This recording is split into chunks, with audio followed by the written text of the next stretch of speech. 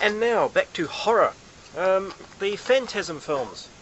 Now the first Phantasm, we had it here as the Never Dead, for some strange reason, is one of the best horror films of all time in my opinion. It's in my top 10 off and on.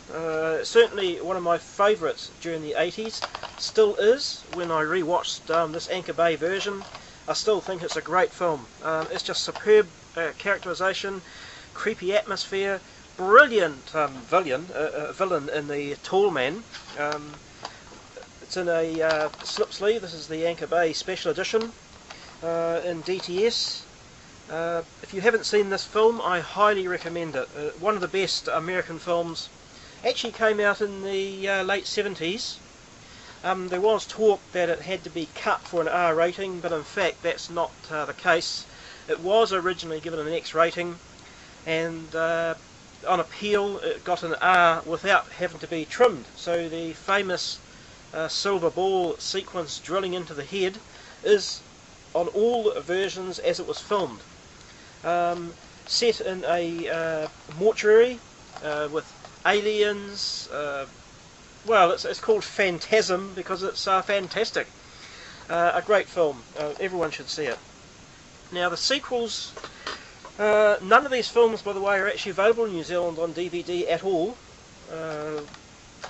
So I've had to get copies of the British imports for the sequels. I did import this. This is an original Anchor Bay release.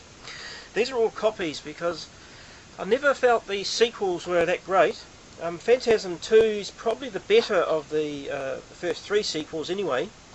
From memory, not too bad. Had some good gore effects. So it's worth seeing.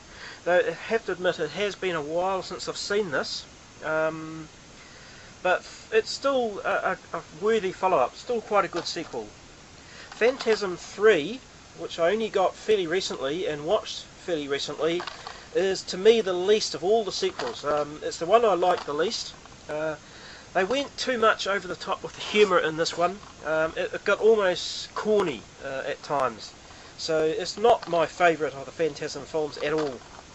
In fact, fairly ordinary, though I'd still say probably recommend it to see at least once. I know that some people out there actually like this more than say part 2.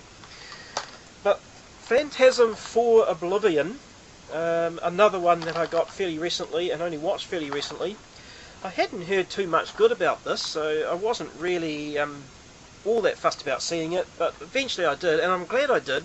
I actually found this the strongest sequel. I think this is an excellent follow-on from the first Phantasm. You almost have to disregard Phantasm 2 and 3. I think it's quite acceptable to skip straight to this one. I like it because they use footage that was obviously filmed for the original 1979 Phantasm and not used, and yet it's been integrated perfectly into this film to continue the story. In fact, I can't understand really why some people seem to be down on this one. Definitely the strongest sequel of them all. This is excellent, this film. Of course, that's my opinion only. I'm sure there will be plenty of you that will disagree with that. And those are my Phantasm films. I know Angus Scrim has said that he would definitely be in a Phantasm 5. I don't really see that they'll make another one, but certainly the Phantasm series has been an excellent horror series. There's been one out and out classic in there, and in my opinion the fourth is an excellent film. They are all watchable, all worth having. I wouldn't mind that Silver Sphere set, but I've had to make do with one original and 3 copies, and I don't know why we haven't got these on DVD here in New Zealand. On to the next vid.